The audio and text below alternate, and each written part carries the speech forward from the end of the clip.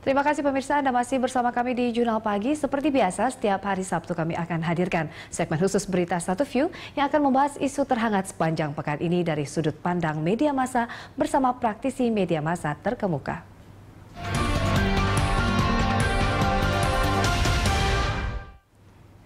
Komisi Pemberantasan Korupsi atau KPK akhirnya menahan Gubernur Banten Ratu Atut Khosyah. Jumat siang kemarin, orang nomor 1 di Provinsi Banten ini ditahan terkait dugaan kasus suap sengketa Pilkada di Lebak, Banten di Mahkamah Konstitusi. Langkah KPK patut diapresiasi, akan tetapi penahanan Ratu Atut dalam kasus suap pemilu kada mestinya tidak menjadi akhir dalam penanganan kasus korupsi di Banten. Pasalnya masih banyak kasus lain seperti alat kesehatan, hibah dan bantuan sosial tahun 2011 dan juga pengadaan lahan sport center yang melibatkan anggota keluarganya. Lalu, mampukah KPK mengungkap korupsi yang lahir dari dinasti politik ini? Dan siapakah yang akan dibidik KPK setelah Atut? Untuk membahas hal itu, kita akan berbincang dengan redaktur pelaksana majalah Tempo Budi Setiarso dan pemimpin redaksi majalah Gatra Hedi Lugito. Ya, Mas Budi, Mas Hedi, kita ketemu lagi. Ini terima kasih sudah bergabung di Dialog Berita Satu View. Nah, kalau kita lihat terkait dari penahanan Atut, ini dampaknya, eksesnya akan seperti apa nih, Mas Budi? Iya, baik. Kalau yang dari sisi pemerintahan kan sebetulnya tidak ada masalah karena di situ ada selalu wakil gubernur yang bisa menjalankan secara formal begitu ya. Tetapi sebenarnya yang menarik dari kasus ini adalah kasus penyuapan terhadap Akil Muhtar yang dulu Ketua Mahkamah Konstitusi itu kan adalah jalan untuk mengusut kasus-kasus korupsi yang lain. Kita tahu di Banten diduga banyak sekali kasus-kasus korupsi yang diduga melibatkan keluarga Atut. Betul, dinasti dari keluarga Ratu Atut. Nah, ini Mas Hedi, kalau Anda melihat penetapan status Atut sebagai tersangka, apa Anda merasa terlalu cepat begitu atau bagaimana? Tidak, saya kemarin justru kita melihat drama yang sangat indah ya di KPK itu. Di dalam itu Atut diperiksa nangis ya. Di luar itu ada pameran kekuasaan. Ya. Sekelompok pendukung ratusan dari orang pendukung ya, itu pameran kekuasaan membela habis-habisan. Jadi ada ini. Artinya itu apa? Itu menggambarkan bahwa dinasti Atut ini belum habis. Akar-akar mereka masih ada, kayak gitu. Akar-akar mereka masih ada. Tunas-tunas mereka juga masih ada. Jadi ini saya setuju, ini sebagai pintu masuk KPK untuk membongkar dugaan korupsi dari dinasti Atut itu bukan cuma dari keluarga yang berkaitan darah, tapi juga kaki tangannya. Karena korupsi itu tidak bisa berlangsung dengan satu orang. Tidak hanya keluarga terdekat ya, Mas, dan ini menantu dan juga beberapa kerabat yang lain begitu. Juga pejabat-pejabat terkait, pejabat itu membuat komitmen, kepala-kepala dinas, pimpinan proyek, segala macam. Baik. Nah, ini kita lihat dulu, Mas Budi dan Mas Hedi, ada grafis. Ya, kita lihat. Ya, ini nampaknya sudah disiapkan oleh tim kami. Ya, ini tersangka Ratu Atut Khosyah, Gubernur Banten. Ini terkait sengketa Pilkada Kabupaten Lebak, Banten dan pengadaan alat kesehatan di Provinsi Banten. Pidana Ratu Atut Khosyah, Pasal 6 Ayat 1 Undang-Undang Tipikor.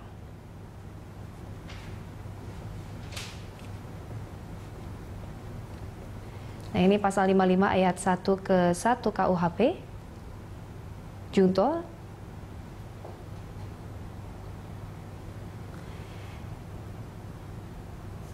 Ya.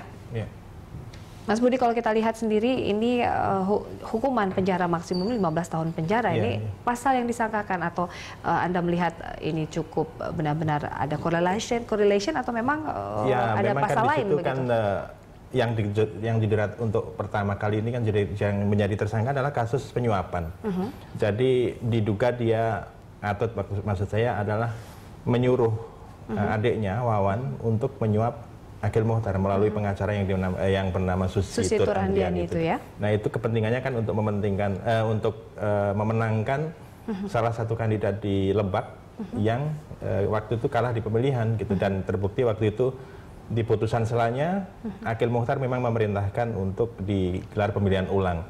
Nah, dalam kasus yang pertama kali menjerat Atut memang baru kasus ini. Barangkali mungkin setelah itu akan banyak kasus lain yang menjerat dia, antara lain kasus korupsi di alat kesehatan dan segala macam. Dan itu saya kira dua tuduhan korupsi akan bisa membuat KPK masuk ke pasal pencucian uang. Dan itu sebenarnya yang kita harapkan, karena seperti kita ketahui dalam beberapa hari terakhir kita sangat menghormati Pengadilan Tinggi Jakarta yang menghukum sangat berat Inspektur Jenderal Joko Susilo. Betul. Jadi di pengadilan pertama dia divonis 10 tahun, tapi di pengadilan kedua dia divonis 18 tahun, dicabut hak politiknya, disita semua hartanya. Dan saya kira kalau itu dilakukan terhadap keluarga Banten, dalam hal ini Atut, saya kira itu akan menjadi peristiwa yang menarik.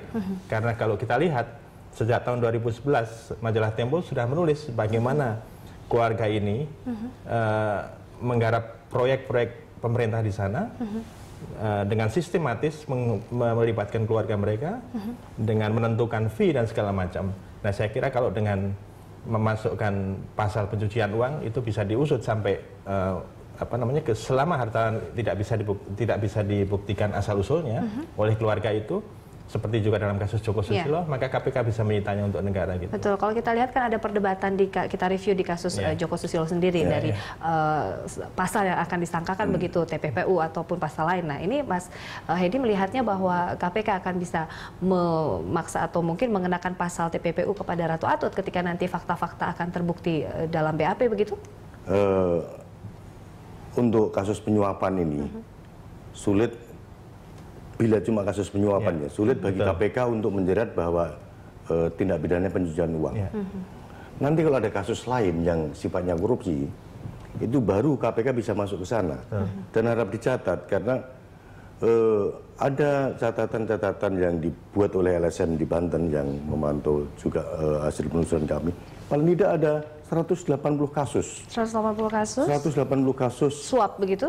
Bukan, korupsinya di Banten yang diduga kuat dilakukan oleh dinasti Atut ini. 180 kasus ini kalau kita sambil merem saja memeriksanya, pasti akan ketemu. Jadi kalau cuma kasus penyuapan, KPK tidak bisa masuk untuk pencucian uang. Nanti harus masuk ke kasus korupsinya, baru itu akan masuk ke tindak pidana pencucian uang.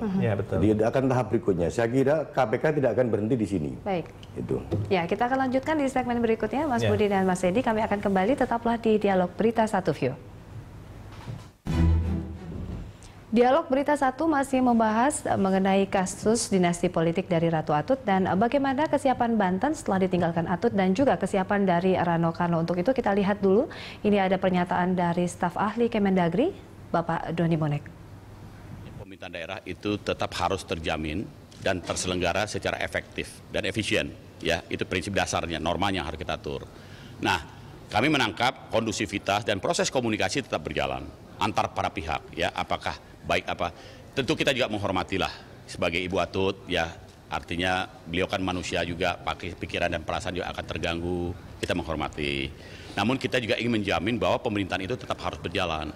Nah, komunikasi di antara Bu Atut dan Pak Rano Karno cukup berjalan baik, kira-kira begitu, dan harmonis, ya kan? Semuanya kan sudah ada mekanisme, sudah ada aturannya, gitu. Jadi bukan masalah siap atau tidak siap. Memang aturan seperti itu. Sama misalnya seperti sekarang, beliau secara undang-undang baru tersangka. Jadi bukan berarti hal ini. Ada mekanismenya. Ya mekanismenya kita harus mengatakan siap, itu memang mekanismenya seperti itu. Tapi dari DPP sudah ada lampu hijau, Pak? DPP mana? Dari DPP. DPP tidak memberikan arahan apa-apa. Jalankan berdasarkan mekanisme dan harus kita hargai asas praduga. Artinya sudah berapa kali saya mewakili beliau, nanti tinggal. Nah, kita lihat Mas Budi, Mas Edi, bahwa tadi pernyataan dari Bapak Doni mengatakan ini komunikasi antara Wagub dan gubernurnya sangat harmonis. Tapi kita lihat beberapa waktu lalu sang Wagub ingin mundur begitu karena ketidakharmonisannya begitu tidak dianggap dalam tanda kutip begitu. Mas Budi mengatakan bahwa wait and see dari pemerintah ini seperti apa sih? Ya memang betul bahwa... Apa memang ini sikap yang bijaksana yang dikeluarkan oleh pemerintah begitu, menunggu begitu? Ya karena memang secara formal kan dia baru akan dinonaktifkan setelah terdakwa. Artinya kasusnya diajukan ke pengadilan dan segala macam. Nah tetapi betul tadi menarik beberapa waktu yang lalu Rano Karno mengatakan dia ingin mundur karena tidak diberi peran dan segala macam. Dan sekarang dia memiliki kesempatan untuk memimpin yang ditinggalkan oleh Atut. Mungkin dalam waktu yang tidak terlalu lama. Nah saya kira dia harus menunjukkan bahwa dia bisa gitu. Ya memang dia belum memiliki track record di pemerintahan, Tapi saya kira ini kesempatan yang baik juga bagi partainya PDI Perjuangan untuk menunjukkan bahwa pilihan dia tidak salah, pilihan partai itu gitu. Meskipun ya kita masih bertanya-tanya, mampu nggak Mas Hedi, kalau kita lihat sendiri ini mampukah atau mungkin ini tantangan bagi Rano Karno karena kan di sekelilingnya masih banyak orang-orang Atut begitu. Saya yakin mampu ya. Mungkin ini bagi Rano ya tantangan tersendiri karena birokrasi Banten itu sangat syarat dengan Atut. Apa yang bisa Anda ungkapkan fakta-faktanya begitu? Itu dari awal hampir semua kepala dinas, kepala seksi dan lain-lainnya itu orang-orangnya Atut. Ini yang akan jadi tantangan bagi Rano Karno. Tapi sebagai kepala daerah saya kira tidak kesulitan untuk mengganti mereka itu. Itu ada kewenangan mereka. Tahap berikutnya adalah nanti akan ada penggantian wakil gubernur paling tidak itu setelah itu. Nah ini yang juga harus diwaspadai. Ini pasti akan terjadi pertarungan politik yang sangat kuat juga. Siapa? Saya yakin Golkar terutama yang kehilangan kursi gubernur. Nah, ini berdampak bagi parpolnya begitu? Akan berjuang mati-matian untuk mengambil kursi wakil gubernur. Karena Banten itu adalah salah satu basis masa Golkar secara tradisional. Meskipun pemilu lalu itu dimenangkan Demokrat. Kita tahu kenapa menang Demokrat, karena yang berkuasa saat ini adalah Partai Demokrat. Jadi sehingga Banten bisa di-generate politiknya bergeser ke Demokrat dan Demokrat. Tapi secara tradisional Banten itu basis Golkar. Sama seperti Jawa Tengah itu adalah basisnya PDI Perjuangan seperti itu. Jawa Timur sebagian agak daerah Tapal Kuda basisnya P3. Jadi kasus ini Banten akan sangat seru setelah ini karena ada selain pertarungan perebutan kekuasaan di tingkat wakil gubernur juga di tingkat pemerintahan ya begitu. Betul. Nah kalau kita lihat nih Mas Budi kan birokrasi yang di Bina Atut ini kan selama ini memang cukup solid begitu, baik itu dari beberapa aparat pemerintahan ya begitu. Nah ini bagaimana Rano Karno bisa masuk dan mengintervensi atau mungkin bisa punya satu senjata ampuh begitu? Apa yang harus dilakukan Rano dalam hal ini? Ya kalau secara politik di Banten sebenarnya memang belum 100% dikuasai Atut. Kita lihat Lebak itu kan masih dikuasai oleh dinasti yang lebih kecil. Ya dulu Pak Jayabaya memimpin, sekarang digantikan oleh istrinya gitu. Nah barangkali Rano Karno bisa menggait lawan-lawan politik atau di situ, lalu kemudian dia juga kalau secara politik ya, secara formal tentu saja seperti yang dibilang Mas Hedi tadi dia bisa mengganti kepala dinas dan segala macam. Tapi secara politik dia bisa memanfaatkan jaringan-jaringan yang di luar keluarga Atut. Saya kira itu tidak jadi persoalan karena Rano Karno bisa menggunakan PDIP juga, kemudian beberapa partai politik yang pasti memiliki kepentingan masing-masing. Yang pasti makin seru lah. Dan dalam kasus wakil gubernur nanti kan sebenarnya yang diberi hak untuk mengajukan calon adalah memang partai yang dulu mengajukan Atut. Dan dalam hal ini kan Golkar memang diberi kesempatan untuk mengajukan dua atau saya kira dua, nanti DPRD yang akan memilih. Satu dari dua itu sebagai wakil gubernurnya Rano Karno. Gitu. Nah, Mas Hedi, di tanggapan Anda ketika tadi Anda mengatakan bahwa memang secara berdampak pada bagi parpol Golkar berdampak langsung begitu. Apakah ini bagi partai lain juga bisa dimanfaatkan begini dengan kondisi di Banten karut-marut seperti ini? Bisa sih, karena bagaimanapun ketika Atut ini kan juga salah satu wakil ketua Golkar ya. Salah satu ketua ya, bukan ketua umum ya. Salah satu ketua Golkar ya. Ini pasti secara citra berdampak dan secara mesin politik pasti akan berdampak. Harap dicatat itu mesin politik yang sangat tangguh di Banten itu bagi Golkar. Itu pasti akan berpengaruh. Dan tentu saja lawan politik mereka, entah itu Demokrat maupun PDI Perjuangan juga akan memanfaatkan situasi itu untuk kampanye mereka. Baik itu kampanye untuk pileg, pemilu legislatif maupun pemilihan presiden. Lagi-lagi untuk perebutan kursi di wakil gubernur. Jadi Banten ini akan sangat seru dalam waktu setahun ini. Akan lebih seru. Lebih seru lagi kalau korupsi yang lebih besar dibongkar. Betul. Nah ini gitu kan. Terkait pembongkaran beberapa nama mungkin yang nanti akan diungkap KPK, siapa nama lain selain Atut. Kita bahas di segmen berikutnya Mas Budi dan Mas Hedi. Kami akan kembali pemirsa sesaat lagi. Ya, Anda masih menyaksikan Dialog Berita 1 View. Kita berada di segmen penghujung mengenai membahas setelah Atut siapa nama yang akan diseret oleh KPK, dan kita lihat dulu grafik dinasti Ratu Atut. Ini kita lihat Mas Hedi dan juga Mas Budi bahwa beberapa dinasti ini nama-namanya Ya mulai dari mantu, dari apa segala macam. Suami, anak, ipar. Jadi sudah semikian menggurita kekuasaan dinasti Atut di Banten. Itu seolah-olah itu negara itu warisan dari nenek moyangnya. Orang lain tidak berhak untuk memimpin. Jadi ini sangat memprihatinkan. Ini sebenarnya bukan fenomena di Banten saja, hampir semua di daerah. Jadi kita lihat di beberapa daerah juga, dan ironisnya gubernur juga banyak ada dari Sumatera Selatan, Sumatera Utara yang tersangkut oleh kasus korupsi. Tapi begitu ya, kalau kita Mas lihat Budi? di Banten itu ya, meskipun tadi penggurita, tapi sebenarnya kalau yang menurut saya dalam pengungkapan korupsi yang harus difokuskan adalah pada Wawan yang sudah ditangkap dalam kasus penyuapan Akil. Karena di sanalah sebetulnya pusat dari jaringan korupsi yang dilakukan keluarga ini. Ini masalahnya kan Wawan bahkan disebut sebagai wali kota malam karena di situ dia bisa menentukan fee, bisa menentukan proyek, bisa menentukan siapa pemenang proyek-proyek pemerintah dan segala macam. Saya kira nanti KPK akan fokus pada Wawan, jaringannya seperti apa dan segala macam. Nah, kalau itu dilakukan, saya kira korupsi yang melibatkan keluarga itu bisa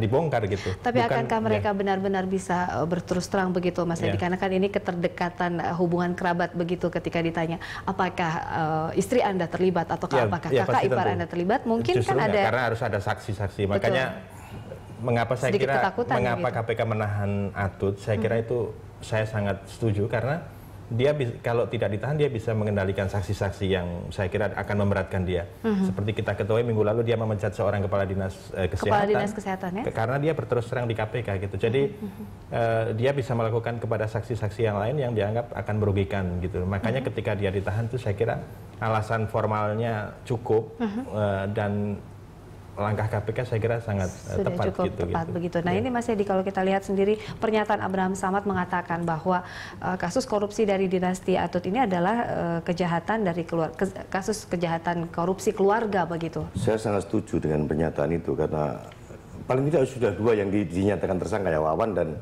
Atut. Itu belum yang lainnya mungkin. Airin belum tersangka karena Airin cantik kan pada orang sayang jangan itu. Artinya tapi, siapa lagi begitu yang akan dibidik KPK menurut Anda? Paling tidak dari aliran yang sekarang sudah nampak itu aliran bantuan sosial ya. Bantuan sosial itu menurut dugaan sementara paling tidak tudingan dari LSM ini mengalir ke keluarga Atut saja, bantuan sosial itu. Lah siapa namanya, saking begitu banyaknya sehingga kita nggak hafal. Nah dari situ aja bisa ditelusuri. Termasuk dari korupsi alat kesehatan itu juga ya? Alat kesehatan juga. Sekali kalau alat kesehatan ini kita pernah memotret di kasus RSUD Banten saja ya. Dia bisa markup pembelian itu sampai 300%. Wow. Jadi harga yang katakanlah semula X menjadi 3X gitu ya. Dan kualitasnya menjadi sangat buruk. Pernah ketika kita mencoba gitu ya, ada alat deteksi jantung yang ternyata salah angkanya dan segala macam. Ya karena itu dibeli dengan harga tinggi. Sudah di markup begitu, tetapi alatnya juga tidak baik begitu kualitasnya. Iya, jadi itu kan problem atau efek korupsi yang sangat luar biasa kan. Uangnya diambil untuk kepentingan pribadi dan efeknya masyarakat yang terkena gitu. Bayangin dan itu deteksi jantung salah, kalau salah kan bisa mati kan. Betul sekali begitu Mas ya. Nah ini tidak keakuratan terhadap pasien, diagnosanya akan salah juga. Nah kita lihat juga grafik ini Mas Budi dan Mas Edi terkait dari kasus alat kesehatan. Tersangka pengadaan alat kesehatan di Provinsi Banten, Tubagus Hairi Wardana, Dadang Priyatna, dan juga Mamak Jamaksari. Dan tapi di Kejaksaan ya, belum di KPK dia. Ya. Ini dugaan kerugian dari penyimpangan proyek Alkes. Ya. Nah ini jadi modelnya begini, keluarga ini akan membuat satu perusahaan-perusahaan fiktif yang sebetulnya manajemennya itu adalah karyawan-karyawan biasa di perusahaannya Wawan gitu ya. Ya kita ambil contoh ini perusahaan-perusahaan ini ada seorang sebenarnya staf biasa dia jadikan direktur, sama dengan modus-modus korupsi di Nasarudin dan segala macam kan sama. Ada pegawai-pegawai rendahan yang dijadikan direktur, lalu di perusahaan ini memenangkan tender dan hasilnya ya dipotong sekian persen oleh keluarga itu. Saya kira menarik sekali kalau kemudian dibongkar. Jadi ini sudah disetting begitu ya? Ya, disetting dan lain-lainnya. Bahkan perusahaan-perusahaan yang ingin masuk ke situ itu harus merekrut keluarga ini untuk ya katakanlah menjadi kepala cabang dan segala macam. Ini kan satu korupsi yang sistematis. Selain tadi kalau disebut sebagai kejahatan keluarga juga sistematis yang dirancangnya lama, kemudian berlangsung bertahun-tahun. Dan saya kira itu saya senang karena ada kesempatan untuk membongkar kasus itu gitu. Iya. Nah, kalau kita lihat Mas Edi, kalau beberapa kita mengatakan waktu lah ya dibutuhkan KPK untuk bisa menuntaskan, karena kan ini keluarga dengan banyaknya anggota keluarga dan ini sudah menggurita begitu. Kira-kira waktunya mungkin Anda bisa prediksikan? Saya kira nggak lama ya. Mungkin dalam ya tahun depan pasti akan banyak terbongkar, Karena seperti diceritakan Mas Budi tadi. Faktanya sudah gampang sekali. Ini keluarga ini kan mendesain sebuah perusahaan yang ikut tender lelang. Banyak sekali perusahaan atas nama, untuk sementara masih diketahui atas nama orang lain. Tapi sebenarnya di belakangnya kan ada kroni-kroni mereka semua itu. Nah, tinggal masuk di situ. Itu akan sangat mudah untuk mendeteksi. Baik, nah ini minggu depan ini Mas Budi kalau kita lihat hot issue yang mungkin akan menjadi perbincangan. Ya, saya kira kalau minggu depan masih Atut akan ramai. Tapi kalau di sisi majalah Tempo, kita mengeluarkan satu laporan khusus akhir tahun yang memuat 8 orang yang pernah membongkar kasus korupsi. Jadi ini adalah orang-orang yang bisa whistleblower atau bisa juga justice collaborator. Kita mereportase mereka, kehidupan mereka seperti apa, kemudian motif mereka membongkar kasus itu apa gitu. Itu menarik saya kira. Kalau dari Gatra sendiri? Atut masih ramai ya, tapi saya seperti Tempo juga pasti akan menghindari untuk cover story Atut ya, karena udah di mana-mana. Ada hal yang menarik lagi di awal tahun ini, itu adalah berlakunya undang-undang minerba, minerba. Jadi topik itu yang akan menjadi perbincangan. Itu akan hangat karena mulai nanti tanggal 12 Januari itu kita tidak boleh lagi ekspor yang bahan mentah ya? Bahan mentah, harus bahan jadi. Dan sementara belum ada yang siap untuk ekspor bahan jadi. Kalau ini akan kita tunggu ulasannya minggu depan. Kita akan mungkin pemirsa juga akan membaca di ulasannya di hot topic di next week begitu ya. Mas Budi, Mas Edi, terima kasih telah bergabung di Dialog Berita 1. Terima kasih. Demikian Dialog Berita 1 kali ini.